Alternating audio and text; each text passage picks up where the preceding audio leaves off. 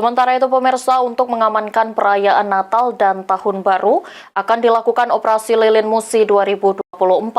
Dalam operasi Lilin ini Polres Prabu Muli melibatkan 500 personil gabungan yang akan ditempatkan di 4 posko. Lapor, apel gelar pasukan. Polres Prabu Muli menggelar apel pasukan operasi Lilin Musi 2024 untuk mengamankan perayaan Natal dan Tahun Baru.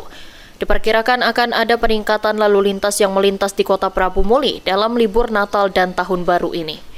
Untuk itu 500 personil gabungan dilibatkan dalam operasi Lilin Musi selama 13 hari ke depan, yang akan ditempatkan di 4 posko. 4 posko ini terdiri dari 3 posko pengamanan dan 1 posko pelayanan.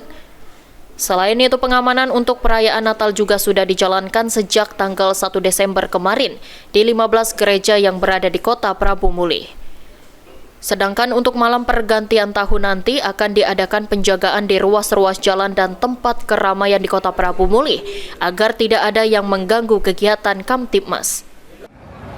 Apel gelar pasukan dalam rangka operasi Lilin 2024 mengamankan kegiatan Natal dan Tahun Baru tahun 2024 tahun 2025. Operasi akan berjalan selama 13 hari dimulai tanggal 21 Desember sampai tanggal 2 Desember 2025.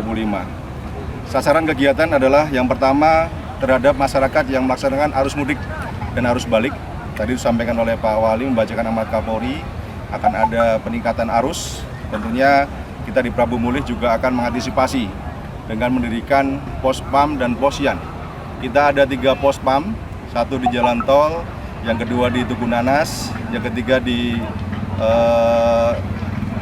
rumah makan siang malam, dan yang pos pelayanan ada 1 di pasar.